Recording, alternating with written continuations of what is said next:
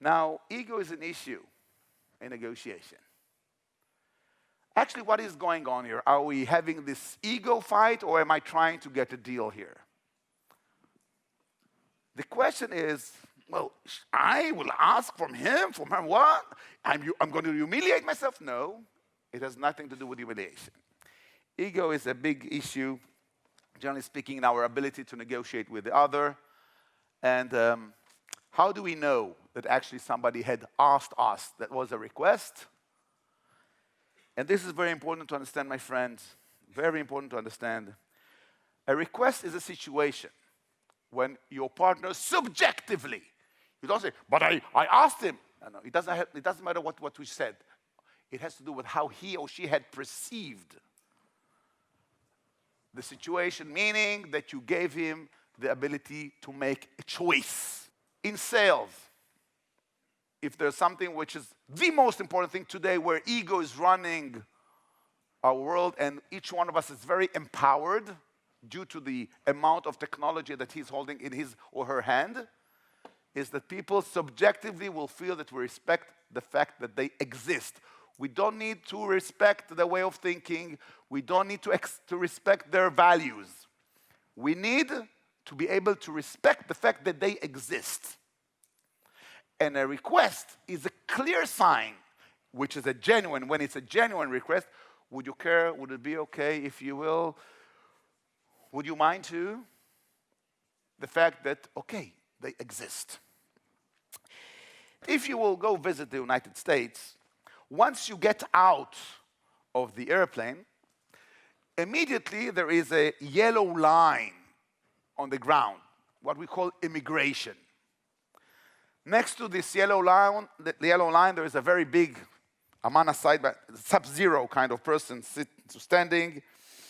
And after a while, you may hear the sentence, would you please stand behind the yellow line?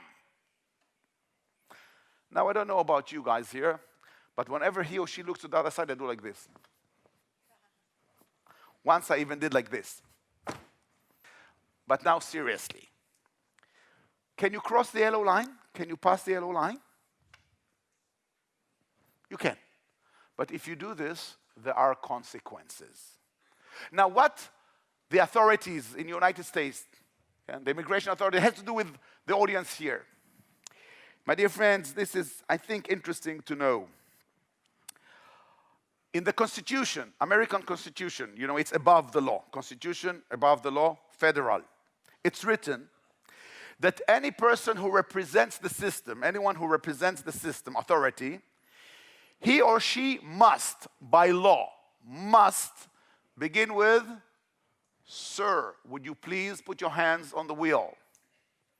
And God forbid that when the situation has been examined, they will find out that this person who represents the system did not give the other person the ability to choose. Now I asked them, why did you put this in the Constitution? You can write some. So the answer is, when you represent an empire, you shouldn't have any problem to ask with to start with a request. My dear friend, a request is a sign of power, not of force. Power. When you know what you're worth, you have no problem start with a request. Internal power. You know what is the difference between power and force? Power is something which is internal. Force is something that is external. And if you know what you're worth in sales, if you know what your product is worth, you have no problem starting with a request. I know what my product, I know what I am worth. I have no issue to talk with my clients about my fees because I know what I'm worth. I have no issues asking my daughters to help cleaning the kitchen because I know what I'm worth as a father. I know no issues asking my wife, maybe she could stay home and instead of going out with her friends so we can be together for a while, because I know exactly what I'm worth as a partner. A request is a sign of power, of the fact that you are empowered.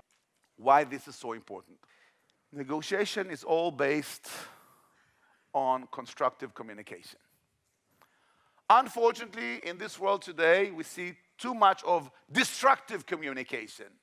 Fake news, alternative facts.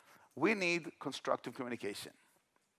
A request is something that you cannot go wrong with that, as long as your partner subjectively felt that you respect him or her. Construction is something that you can build on, right? Especially in sales. Constructive communication. Part of the things that sometimes you make all kind of websites, you send all kind of what you choose to wear, part of your constructive communication. But we should also remember that 80% of communication is nonverbal. The fact that I'm wearing this jacket, is it part of my communication? Of course. If I put the keys of the Lamborghini on the table, is it part of the communication? Of course. Nobody said anything about it, but it's already influencing the outcome of this meeting more than everything that we spoke about.